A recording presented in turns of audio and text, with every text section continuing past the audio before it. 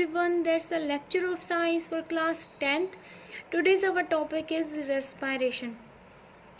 Means what is respiration? The process of releasing energy from food is called respiration. It means जो भी food हम खाते हैं उससे जो energy release होती है, ठीक है, जिससे हम जो भी लाइफ प्रोसेस, जो भी डेली रूटीन में जो भी एक्टिविटी करते हैं वो कर पाते हैं, ठीक है, उस प्रोसेस को हम क्या बोलते हैं?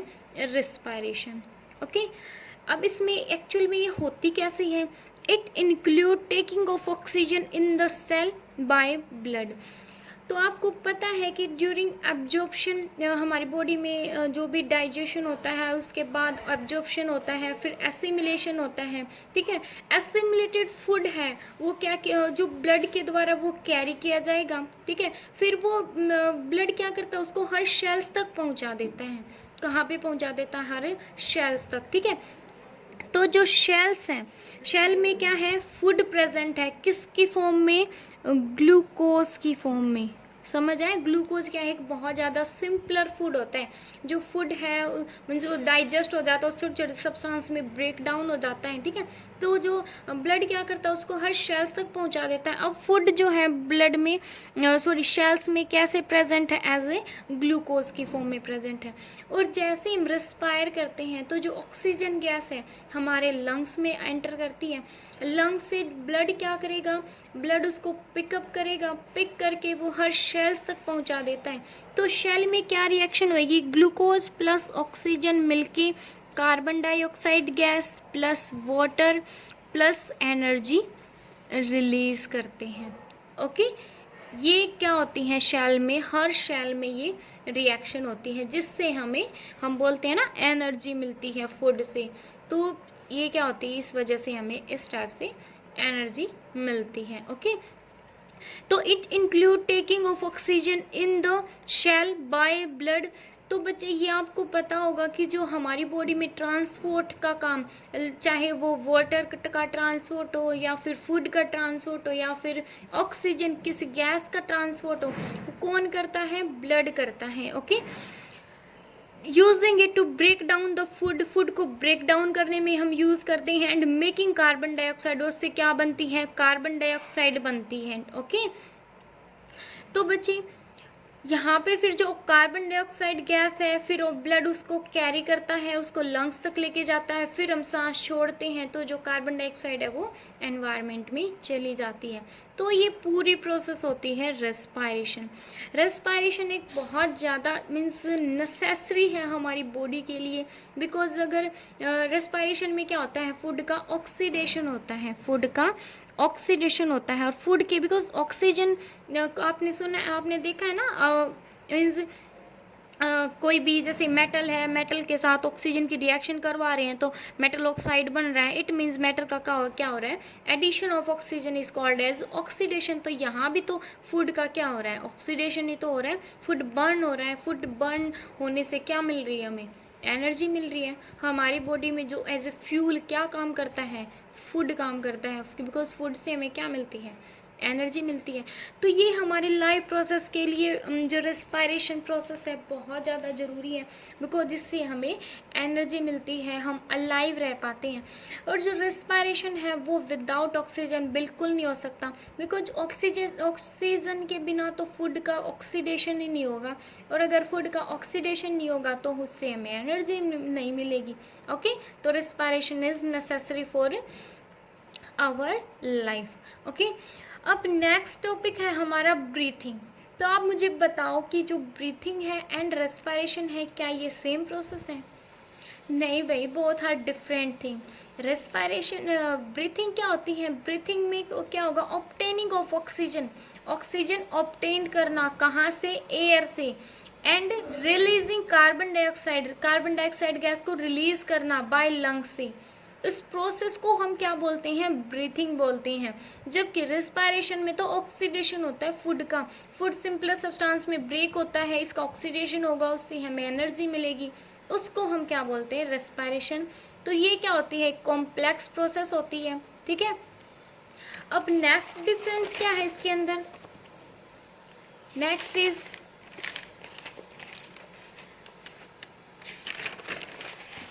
It is a physical process. ये कैसी प्रोसेस होती है? ये फिजिकल प्रोसेस होती है, ये बायोकेमिकल प्रोसेस होती है, ये हमारे लंग्स में होती है। बिकॉज जो ऑक्सीजन है वो जब हम इनहेल करते हैं गैस को, तो जो ऑक्सीजन हमारे लंग्स में जाती है, लंग्स में जाने के बाद ब्लड क्या करेगा? उसको ऑक्सीजन को कैरी करेगा।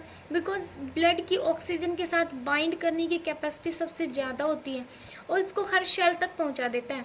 फिर सेल में रिएक्शंस होती हैं और कार्बन डाइऑक्साइड गैस रिलीज होती है। तो ब्लड क्या करेगा? कार्बन डाइऑक्साइड को पिक करेगा और हमारे लंग्स में छोड़ देगा। फिर हम सांस छोड़ेंगे, एक्सहेल करेंगे, तो जो कार्बन डाइऑक्साइड है वो फिर से एनवायरनमेंट में चली जाती है। ठीक है, तो ये लंग्स में होती है प्रोसेस। ये सेल के अंदर जो माइटोकॉन्ड्रिया होता है ना, उसके अंदर होती है। बिकॉज माइटोकॉन्ड्रिया को आपने सुना होगा 9th में क्या बोलते हैं? Power house of the cell. Because इसमें क्या होता है? ये जो फूड ग्लूकोज प्लस ऑक्सीजन मिलके जो भी बनता है वो कहाँ होती है? सारी रिएक्शन ये सेल के माइटोकॉन्ड्रिया में होती है। ये फर्स्ट प्रोसेस होती है। आपने देखा हो ना, आप एकदम सांस लेते हो फिर छोड़ते हो, तो ये क्या है? फास्ट प्रोसेस है। ये प्रोसेस बिल्कुल स्लो है। ये क्या होती है? बिल्कुल स्लो प्रोसेस होती है। तो ये था हमारा ब्रीथिंग और रिस्पायरेशन में डिफरेंस। अब है टाइप ऑफ रिस्पायरेशन। जो रिस्पायरेशन है वो कितनी टाइप्स का होता है? Respiration is of 2 type. First is aerobic and second is anaerobic. Anaerobic, ठीक है। अब फर्स्टली हम पढ़ेंगे एरोबिक रेस्पिरेशन।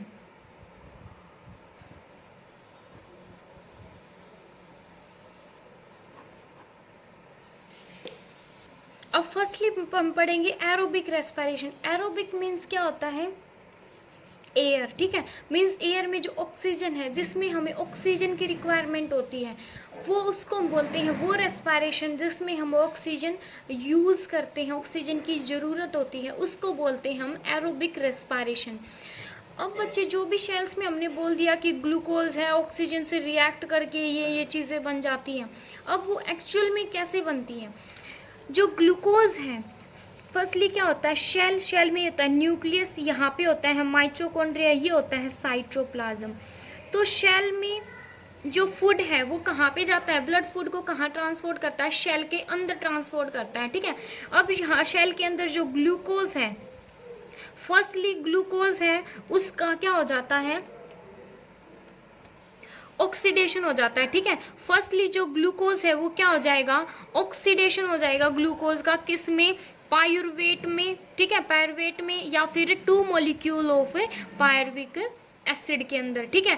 फर्स्टली जो ग्लूकोज है वो पायरुवेट के अंदर कन्वर्ट होएगा, किसमें? साइटोप्लाज्म में, ठीक है, शेल के साइटोप्लाज्म में, नॉट इन माइटोकॉन्ड्रिया। माइटोकॉन्ड्रिया में होती है ना ये सारी प्रोसेस। तो पहले क्या होगा? पहले जो ग्लूकोज है वो पायरुवेट, या फिर हम उसको बोल सकते हो 2 मॉलिक्यूल ऑफ पायरुविक एसिड में कन्वर्ट होगा। इस प्रोसेस को हम बोलते हैं ग्लूकोलाइसिस। क्या बोलते हैं? ग्लूकोलाइसिस। देन हमें क्या मिलेगी? ऑक्सीजन मिलेगी। जब हम इनहेल करेंगे, ब्लड उस ऑक्सीजन को शेल के अंदर पहुंचा देता है, ठीक है। अब ये जो पायरुवेट और ऑक्सीजन की जो प्रोसेस होगी कहाँ पे? माइटोकॉन्ड्रिया के अंदर, माइटोकॉन्ड्रिया के अंदर, ठीक है। इसको फिर ऑक्सीजन और जो पायरुवेट मिलके क्या बनाते हैं? Carbon dioxide gas, water release होता है और 38 molecule of ATP energy release होती है, ठीक है। इस प्रोसेस को हम बोलते हैं, ये जो पायरुवेट और ऑक्सीजन मिलके ये तीनों चीजें बनाते हैं, प्रोड्यूस करते हैं, इसको बोलते हैं हम क्रैब साइकिल। क्या बोलते हैं? क्रैब साइकिल बोलते हैं। ओके, तो बच्चे, तो इतनी ज़्यादा अमाउंट ऑफ 38 एटीपी मीन्स एक ह्यूज अमाउंट ऑफ एनर्जी होती है। बहुत ज़्यादा अमाउंट ऑफ एनर्जी क्या होती है? रिलीज होती है।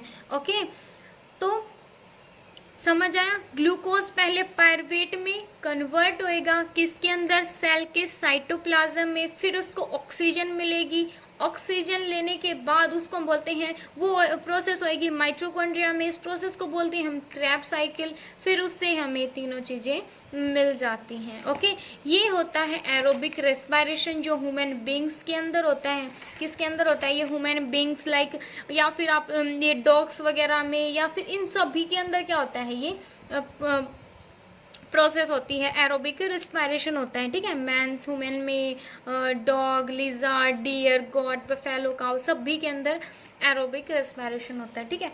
अब next is anaerobic respiration, anaerobic respiration. इसमें क्या होगा, जिसमें ऑक्सीजन की नीड नहीं होती, which takes place without oxygen, जो बिना ऑक्सीजन के हो जाए उसको बोलते हैं अनएरोबिक रेस्पिरेशन, ओके। अब देखो इसकी टाइप्स, इसमें जो ग्लूकोज है, सॉरी बच्चे एक बात मैं आपको बताना भूल गई कि जो एक मोलिक्यूल है ग्लूकोज का, एक मोलिक्यूल ग्लूकोज का 38 एटीपी एनर्जी रिलीज करता है। तो देखो ग्लूकोज के कितने, हम मीन्स जो भी खाना खाते हैं उसके अंदर ग्लूकोज के कितने सारे मोलिक्यूल होते हैं, तो वो कितनी ज़्यादा अमाउंट ऑफ एनर्जी रिलीज करते हैं हमारी बॉडी में, समझ आया। तो एक मोलिक्यूल ऑफ ग्लूकोज कितनी अमाउंट ऑफ एनर्जी रिलीज करता है, 38 एटीपी एनर्जी रिलीज करता है, ओके। अनएरोबिक में क्या प्रोसेस होएगी कि जो ग्लूकोज है वो कन्वर्ट होएगा, सेम प्रोसेस, ग्लूकोज का एक मोलिक्यूल कन्वर्ट होएगा पायरुवेट के अंदर, ठीक है। फिर इन अब्सेंस ऑफ, यहाँ पे इन अब्सेंस ऑफ ऑक्सीजन, ठीक है, क्या होएगा, क्या बना देगा, एथेनॉल, C2H5OH बनेगा, ethanol plus carbon dioxide plus 2 ATP energy release होती है, ठीक है। और ये प्रोसेस किसके अंदर होती है, ये होती है यीस्ट के अंदर। यीस्ट क्या है, मीन्स कोई यीस्ट है या फिर कुछ बैक्टीरिया है, उनके अंदर ये प्रोसेस होती है, कौन सी, अनएरोबिक रेस्पिरेशन। मीन्स उनको जो फूड है, फूड से एनर्जी गेन करने के लिए, एनर्जी रिलीज करने के लिए ऑक्सीजन की रिक्वायरमेंट नहीं होती, ठीक है। उनमें बहुत ज़्यादा कम अमाउंट ऑफ एनर्जी रिलीज होती है, बिकॉज इतना ज़्यादा वेल डेवलप हार्ट या उनका जो बॉडी है इतनी ज़्यादा अच्छे से अरेंज नहीं होती, ठीक है।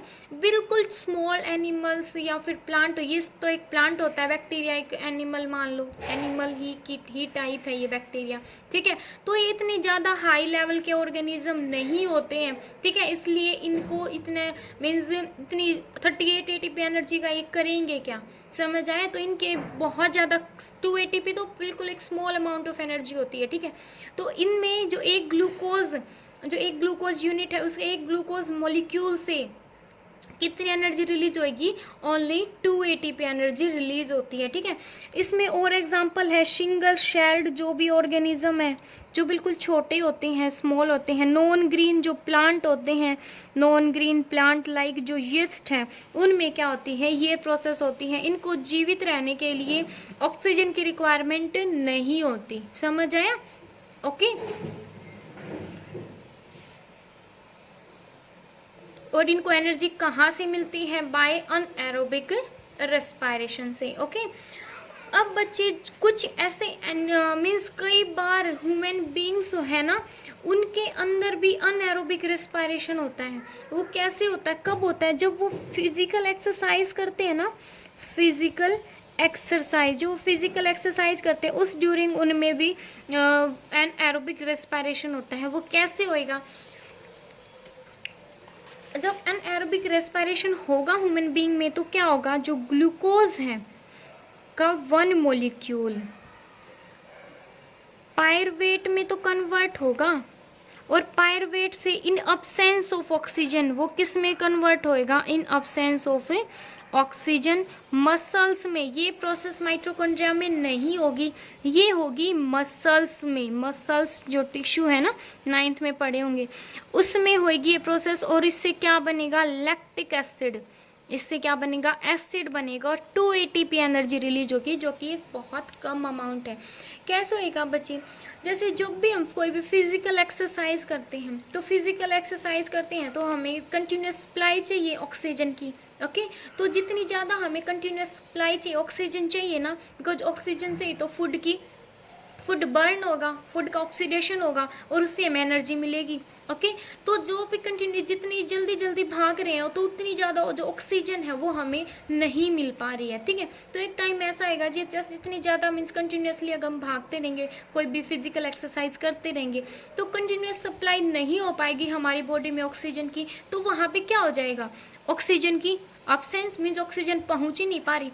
तो उस टाइम जो पायरुवेट है, ठीक है, वो किस में कन्वर्ट हो जाएगा, लैक्टिक एसिड में कन्वर्ट हो जाएगा। ठीक है, और उसकी वजह से क्या हो जाएगा, हम ये होती है मसल्स में, ये कहाँ होगी, हमारी मसल्स में। ठीक है, लैक्टिक एसिड है वो हमारी मसल्स में जमा हो जाएगा, जिसकी वजह से हमें मस्कुलर क्रैम्प्स आ जाएंगे। ठीक है, मस्कुलर, जिसको हम क्या बोलते हैं, मस्कुलर क्रैम्प्स मीन्स जैसे नी वगैरह जब हम भागते हैं तो नी वगैरह में पेन होता है ना, बिकॉज यहाँ पे जो लैक्टिक एसिड है वो जमा हो जाता है, एक्यूमुलेट हो जाता है।